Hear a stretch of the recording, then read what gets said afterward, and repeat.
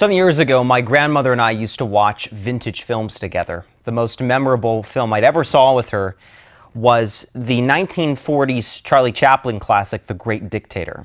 At the end of the film, there's a 3-minute speech given by Charlie Chaplin, who's dressed as Hitler. This monologue he delivers on tyranny and the human spirit is considered by many to be among the most powerful orations in cinematic history. There's one particular excerpt from this speech that captures its reputation. Take a listen. Soldiers, don't give yourselves to brutes. Men who despise you, enslave you, who regiment your lives, tell you what to do, what to think, and what to feel, who drill you, diet you, treat you like cattle, use you as cannon fodder. Don't give yourselves to these unnatural men with machine minds and machine hearts. You are not machines. You are not cattle. You are men.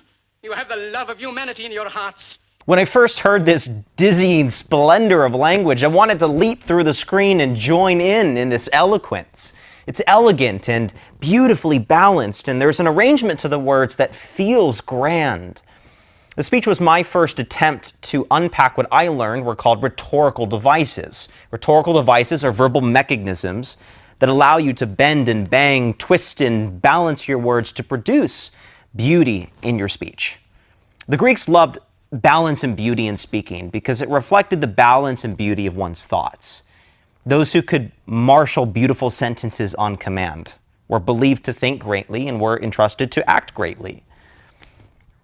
There are over 350 rhetorical devices used to sculpt sentences in artistic ways. In this lecture, I want to share the primary rhetorical devices that have the highest impact in speech and can be used in conversation without every utterance sounding like an epic pre-battle address. Those two devices we're going to learn are anaphora and alliteration. My intention is simply to expose you to a range of different verbal paintbrushes with the hope that you can choose one that you can begin painting your canvas with. Let's begin with anaphora. Anaphora is starting each sentence with the same words. It is the king of rhetorical figures. It is so preposterously easy to do. It is so preposterously easy to pick some words. It is so preposterously easy to repeat them. Everyone can do it. Everyone can start a sentence the same way. I could go on like this all day. Here's an example of anaphora used by Steve Jobs in his Stanford commencement address. It means to try and tell your kids everything you thought you'd have the next 10 years to tell them in just a few months. It means to make sure everything is buttoned up so that it will be as easy as possible for your family. It means to say your goodbyes. In this example, notice the repetition of the phrase, "it means." Steve echoes that expression at the forefront of 3 sentences. The effect is this subtle but beautifully hypnotic pulse in the sentence. Dun-dun, dun-dun, dun-dun. It's verbal scaffolding that becomes stronger the more it's reinforced. Here's another example. This time, try to identify where the anaphora is used. They must remain standing because they are a monument to a moment in time when some men decided to turn the earth into a graveyard. Into it they shoveled all of their reason, their logic, their knowledge, but worst of all, their conscience. And the moment we forget this, the moment we cease to be haunted by its remembrance, then we become the gravediggers.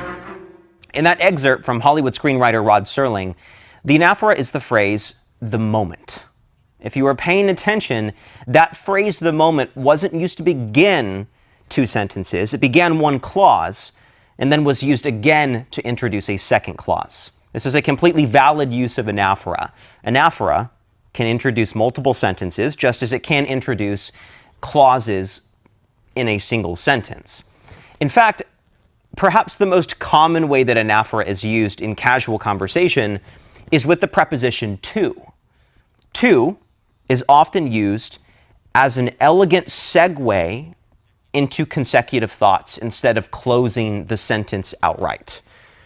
For example, I was having a conversation with a friend last week, and at one point, I remember him saying, "Do you remember what it feels like to be 4, to see the world as one giant playground?" If we parse that sentence, you'll notice a very subtle occurrence of anaphora with the preposition to. My friend was expressing a thought, and instead of containing it within a single sentence, closing that sentence and then beginning anew. He used to elaborate on his first point with greater impact. Do you remember what it feels like to before? To see the world as one giant playground. Here's another example from the television writer Rod Serling with a classic case of anaphora using the preposition of. Very often I find that within the framework of the science fiction or fantasy genre, the use of traveling back in time is a very effective way of producing contrasts, of producing a kind of a freewheeling storytelling device, which is why I used going back in time. It's just enough of a sprinkle of anaphora to make the sentence feel melodious and eloquent. It's as if the anaphora is an echo buried in the sentence, da-da, da-da, da-da, except the effect becomes stronger with each occurrence. Da, da, da. Like, people don't know why it sounds so delicious and articulate, but it does, and they listen. They listen for when you create patterns in your language. You create just a little order in this dizzying and swiftly changing world. And that's powerful. So how do you begin applying anaphora in your speaking? Let's talk about the application of anaphora. You don't prepare anaphora in advance, as you might when you're writing a speech. When anaphora is planned in advance, it sounds artificial and insincere. It's difficult because by the time you construct a sentence featuring anaphora, the window to use it has long passed. The challenge I had was to find a method for generating anaphora in the moment. And this is accomplished by extending your thought with anaphora using the words you just uttered. Think about extending your thought using anaphora so that you can develop the thought in more detail. Think about extending your thought with anaphora using the words you began it with. In this way, you're creating anaphora using the words that have already exited your mouth. For example, let's say you were telling a story about a time you took part in some adventurous activity. Let's say you were fishing. You begin by narrating the events of the story, and you happen to begin a question with, do I ask for help? Perhaps it's in reference to you struggling to reel in a fish. Do I ask for help? You decide that you want to add emphasis and emotional weight to this moment because it feels natural in the retelling of the story. So you continue leveraging the first few words of that question. Do I ask for help? Do I bury my ego and hand over the fishing rod? Do I risk losing my catch just to claim I caught the fish myself? You see how anaphora can be used to build upon natural speech. The effect is one of pausing the acceleration of the story and focusing in on a particular moment and emotion and insulating it with emphasis. My suggestion is when you speak, ask yourself, do I complete the sentence, or have my opening words provided me an opportunity for anaphora? Once again, anaphora is repeating the same words at the beginning of consecutive sentences or clauses. The second rhetorical device is alliteration. Alliteration is the Rolls-Royce of rhetorical devices, and it's a rhetorical device that every powerful speaker has mastered. It gets the heads turning, the ears perking, the people exclaiming, wow, that was poetic. Alliteration is the repetition of any letter in two or more closely associated words. Let's listen to some examples. To universalism, to reorganize and reorientate our cultural conversations. Authoritarian forces are abundant and abound. When the deadly poisons produced by a nuclear exchange would be carried by wind and water and soil and seed. We are confident in the sanity and sobriety of all leaders. We groom and we graze together. More modern life because of our disenfranchisement and disillusionment with religion, that we don't have access to these ideas. As you may have observed, alliteration generates rhythm in a sentence. Sanity and sobriety, groom and graze, wonderful and wonder-filled, catalog of crime. No one knows why we find pleasure in hearing words that begin with the same letter, but we do. It's the same enjoyment we take in hearing two notes vibrate with each other, like they dance with each other from a distance. And our brain recognizes this relationship and ascribes beauty and balance to those art forms that can mature disconnected components into one event or effect, and alliteration accomplishes this. Let's talk about the application of alliteration. How do we use alliteration in conversation? Similar to anaphora, alliteration is not a decision made in advance. I don't begin a sentence with the intent of using alliteration. I'm going to employ alliteration in this sentence. No. Alliteration is a device you weave into the fabric of your sentence because it feels natural. We happen to utter a word that starts with a P, like power, and it feels natural to roll that P into another word that also begins with P, like purpose, power and purpose. This is the first of two techniques for using alliteration. This is called letter anchoring. The anchor is the word that has a potential alliterative letter that you want to influence other words. For example, let's take this sentence. The weather was rainy to be expected, yet amazing. Now that sentence could function fine by itself, or I could single out that first adjective, rainy, and let that R continue to ring in my mind as I use it as a filter for finding a second adjective that also begins with an R and has similar meaning to amazing. Perhaps a word like refreshing. The weather was rainy to be expected, yet refreshing.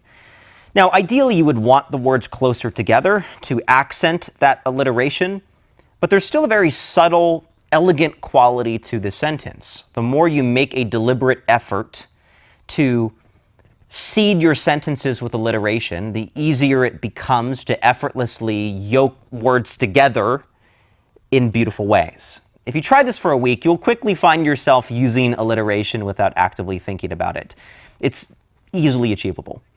The second technique for using alliteration is to memorize word couplings. This method was made popular by Martin Luther King, who would commit to memory phrases that had alliteration baked into them. The type of bitterness that can invade and infiltrate the life of the individual. And it isn't that they are not people of goodwill. On the whole, they understand the depths and dimensions of the problem. Many of the mobs and the hoodlums are aided and abetted by some of the policemen. Several other alliterative phrases from Martin Luther King include mighty mountains, bonds of brotherhood, content of character, jails and jaws of injustice, trials and tribulations, dark and desolate.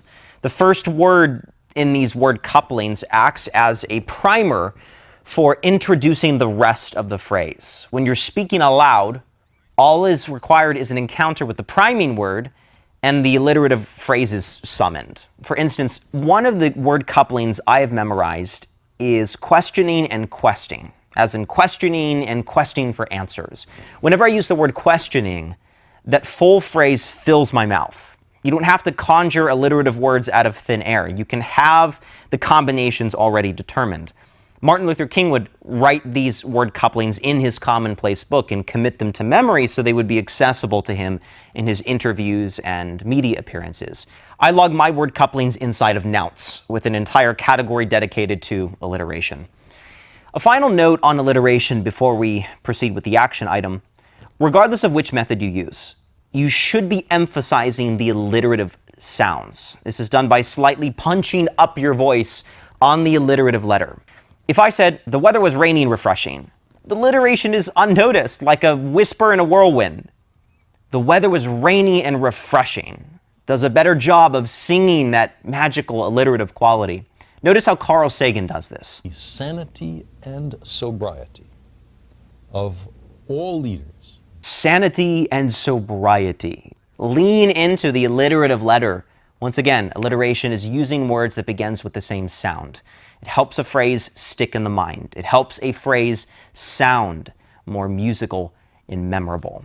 The action item for today's lecture is to review the Rhetorical Devices worksheet. As we will discuss in a future lecture, we do not rise to great levels of articulation organically. We fall to the level of our average language input. The content we read, see, hear is what we say. Below this video, there's a resource with an abundance of examples of anaphora and alliteration.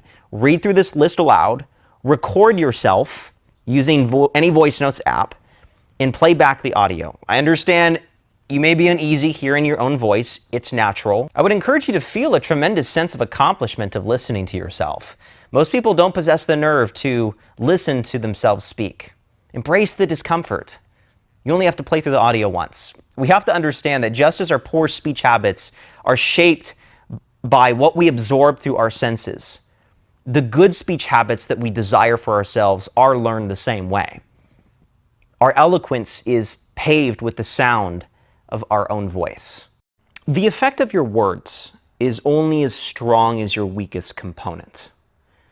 The most vulnerable territory in our speech is the beginning and the ending of our sentences. I believe that knowing how to end your sentences well is one of the highest impact points for sounding articulate.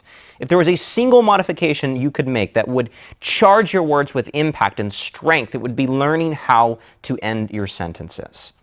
Let's watch these examples. More than just a few lunch counters open, more than gaining justice in the courts in a few situations, but in every situation. You spoke a moment ago about if you do not regulate production and trade, you will have peaceful cooperation and harmony and justice among men. You are certainly enough. It's common for us ordinary communicators to quickly lose vibrancy in our speaking as we approach the ending of our thought. Vibrancy in both our word selection and our vocal inflection. Often the thought we present is of great substance, but unfortunately what people remember is what is most recent. Each word you speak lives only so long in your listener's mind before it dissolves from memory. And the strongest words are often the words that are the most emotionally relevant or the latest. And to leave people with a rough, coarse sentence after delivering some mind-bending insight is like serving a delicious meal that has a bad aftertaste. Your sentence doesn't have to be this grand crescendo that combines all disconnected points into this miraculous moment of sharpness and clarity, but it should feel complete. It should feel like a bookend to your thoughts. The first way we can learn this is through reducing erosion tags.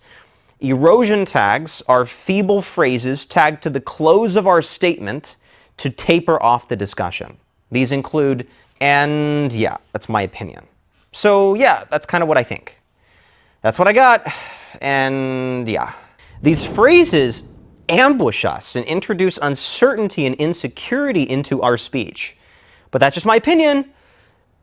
Do you understand how a weak ending can undermine the integrity of your entire idea? A few careless words can erode a great many careful ones.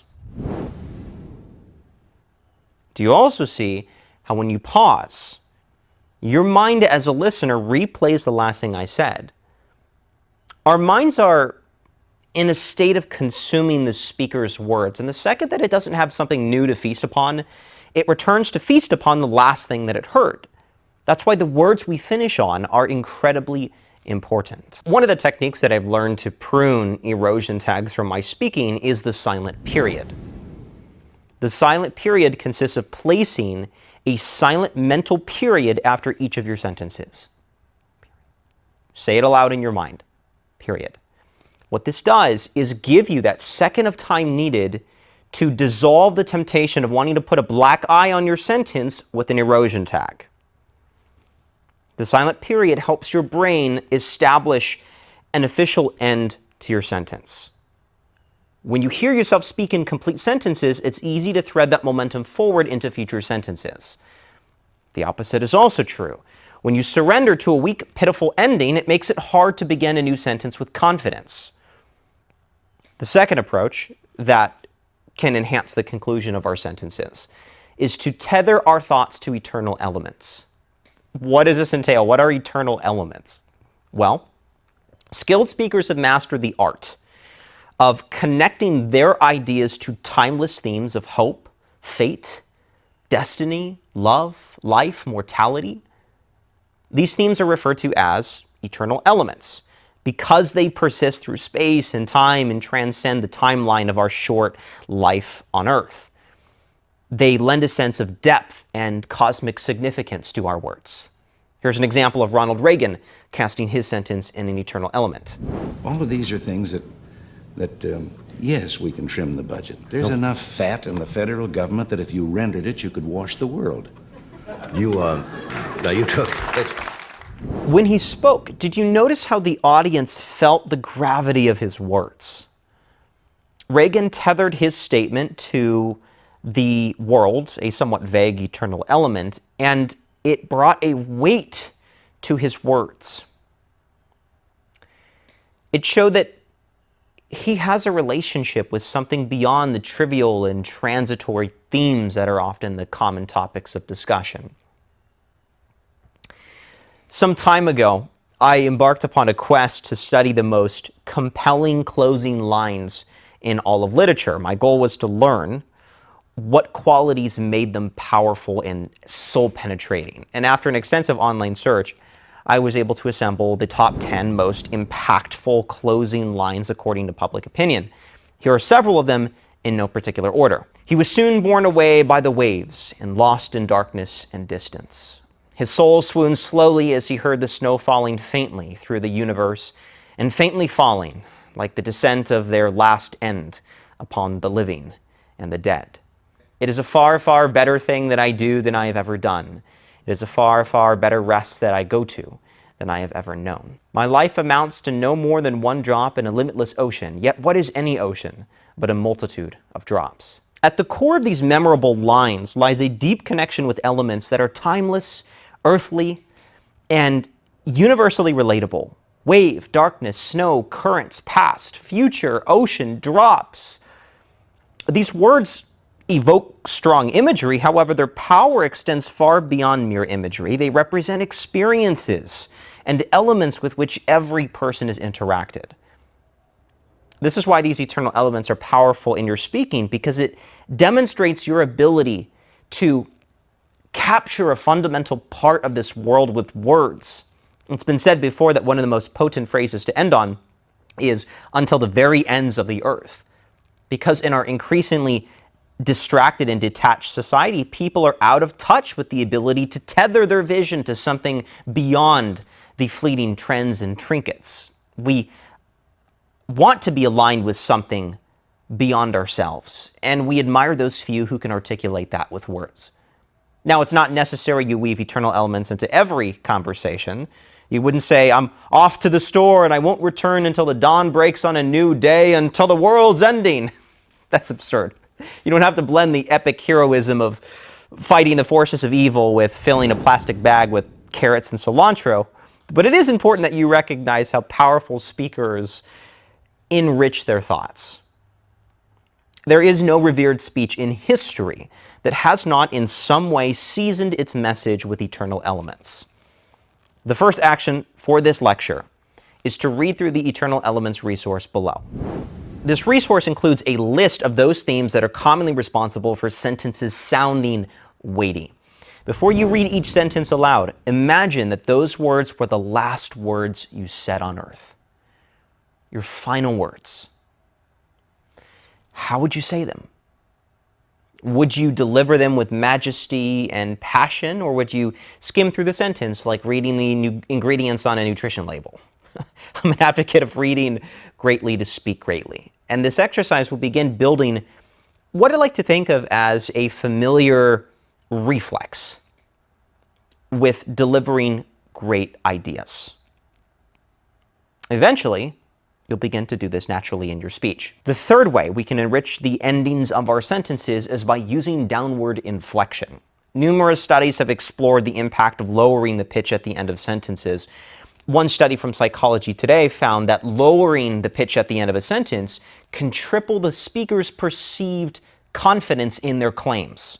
Politicians, both men and women, were considered in this study, and they were considered more trustworthy and electable when they ended their sentences in a lower register. A downward inflection at the end of a sentence conveys confidence and authority. Now, this does not mean we have to reduce the delivery of our entire sentence to a lower register, simply that we end on a pitch lower than our delivery. Da-da-da-da-da-da, da-da-da-da-da, da-da-da-da-da-da. Listen to the following examples. It's why I did Snowpiercer, you know, any storyteller who has a very strong preference. I like people with strong preferences, no matter what they are, in any capacity, even outside of this industry. What I was saying a moment ago, it would appear that philosophy is merely incomplete science. And there are people who don't like that view. They want to have science have a sphere, philosophy have a sphere to itself. Many of us have the tendency to end our sentences with what is known as uptalk or upspeak, a speech pattern where the intonation or pitch rises at the end of a sentence as if posing a question. This pattern can transform statements of fact into something that sounds uncertain. My name is Joseph. I'm thrilled to be working with you. My name is Joseph. I'm thrilled to be speaking with you. Uptalk creates a sense of incompleteness, as if the sentence were galloping toward some destination that we never arrive at. It lacks finality. Imagine if Gandalf from Lord of the Rings used uptalk in his declarations. So do all who live to see such times, but that is not for them to decide. All they have to do is decide what to do with the time that is given to us. It wouldn't feel as weighty or as rich in meaning as if it were delivered on a downward inflection. Uptalk often occurs when we become nervous or too conscious of ourselves. When we're stressed, our voice tends to rise in pitch. Uptalk can also stem from a desire to be humble or unintimidating in our speech, especially when we're talking about something that we could boast of. We might have a desire to soften the blow of our opinion, and we default to uptalk as a way of softening the blow. I think everyone is approaching this wrong. I tried that method yesterday and it wasn't as successful. Regardless of if you struggle with uptalk or not, I would suggest that you perform the second action for today's video. Identify and emulate a voice that possesses the vocal quality that you desire. Here's a list I've created for this program of notable male and female speakers who are known for their exceptional acoustic identity. I would encourage you to identify one of the voices from this list and practice their sentences mimicking their tonality. I'll share with you the voice model that I've trained my voice after. That is the television writer Rod Serling. Every night for a few months, I would play through his interviews and pause every few sentences to mimic the nuances of his delivery, particularly his rhythm and pitch. The instinct of creativity must be followed by the act, the physical act of writing it down for a sense of permanence. Instinct of creativity must be followed by the act, the physical act of putting it down for a sense of permanence. Now, it's not mine or should it be anyone's intent to pass off someone else's acoustic identity as your own. This exercise is simply meant to be a walk in the verbal tracks of a great voice. Many of us are only acquainted with our voice as it's always sounded, unaware of its range and capabilities. And finding a vocal model of excellence can help expand your understanding of what's possible with your vocal cords. When you begin to realize your vocal potential, communication takes on more character and weight, and that weight is most evident in the ending of our sentences. Those endings can possess the charge of lightning, the force of 1,000 hurricanes, as you tell the world that this is my voice. The philosopher Aristotle was once asked what the most prized quality of an orator was. What do you think he said? Was it A, creating balance within a sentence, B, the emotional appeal of an idea, C, seeing one thing as another, or D, clarity of argument? The answer is C. Seeing one thing as another, Aristotle said, was the only true creative human act.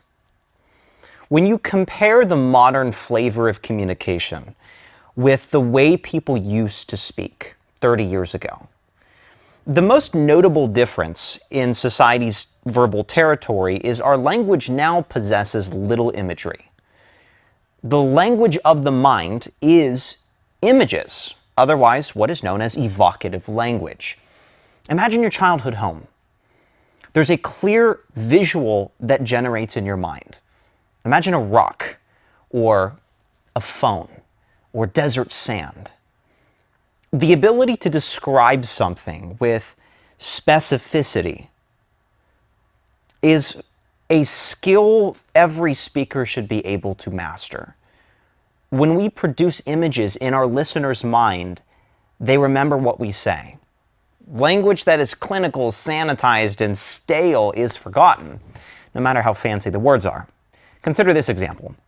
I engaged in a variety of activities over the weekend, some of which were enjoyable and provided a necessary distraction from my usual routine. There's no clear image in these examples. There aren't any images for our mind to grip.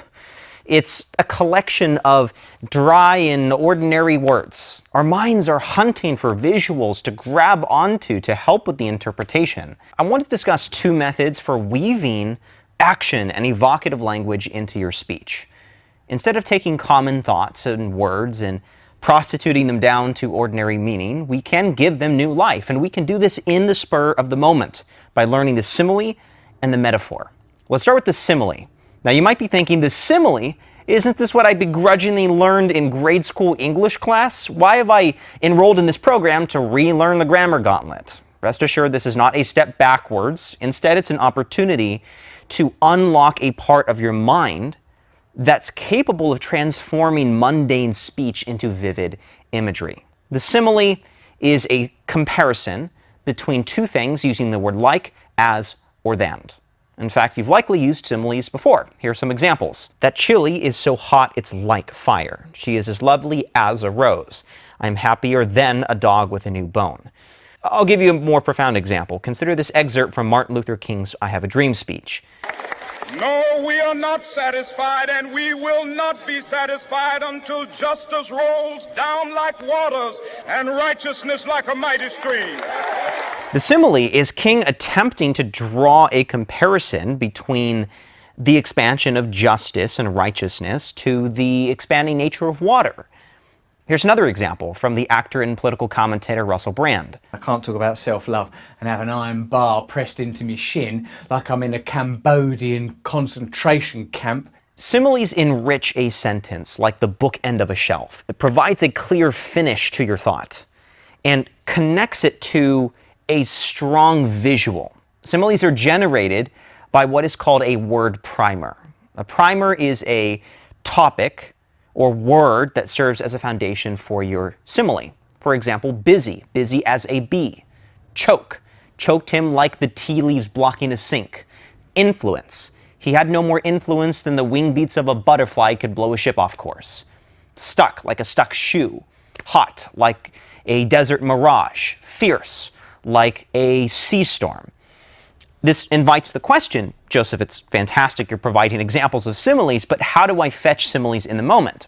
The most efficient way for using similes is to create a simile bank that you can draw from and connect to relevant moments in your life.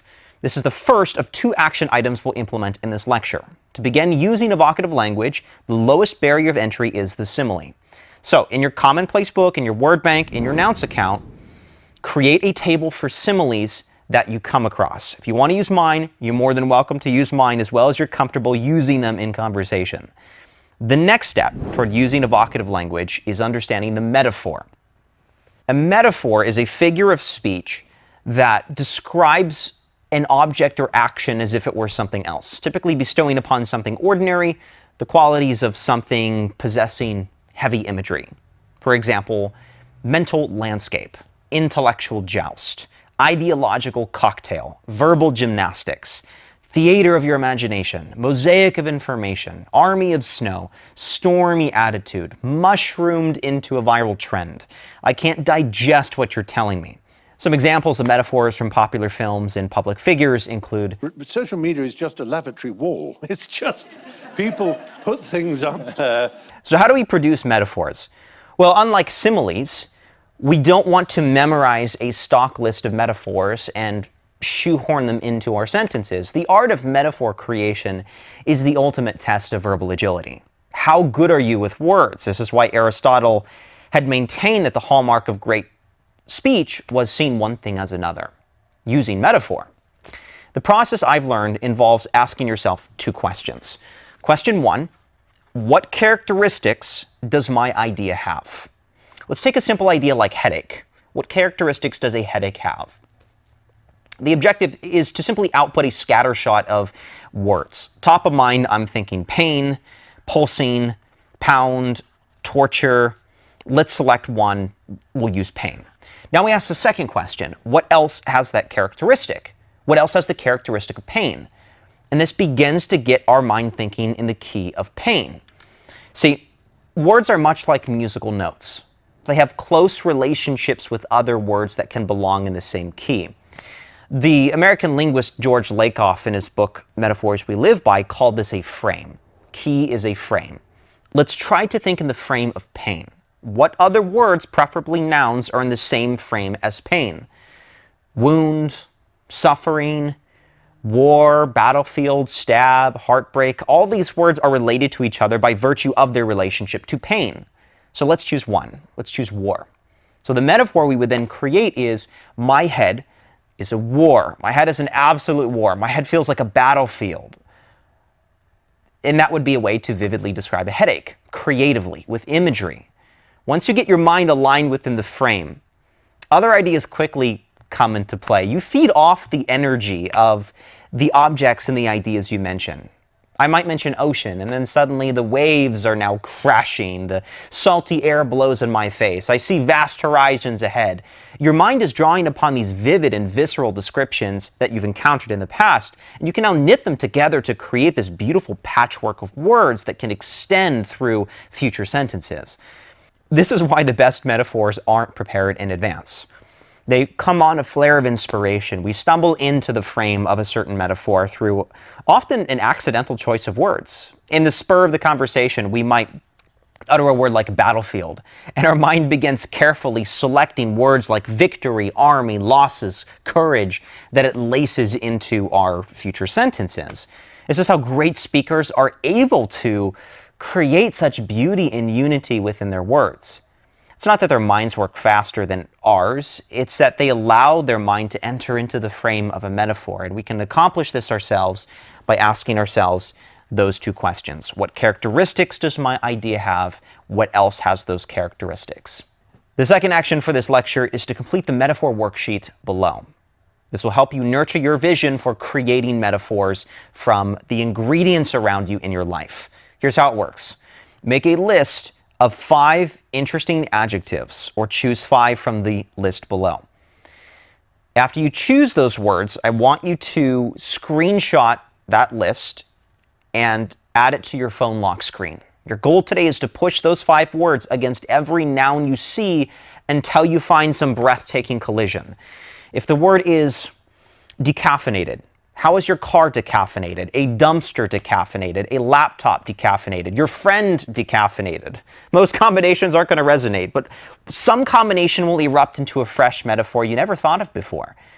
That tree you passed by every day. What if we spoke of that tree as an arthritic hand?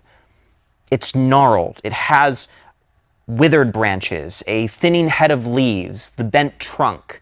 This flexes your mind to develop that metaphorical muscle. I would also say don't be concerned about the quality of metaphor you create.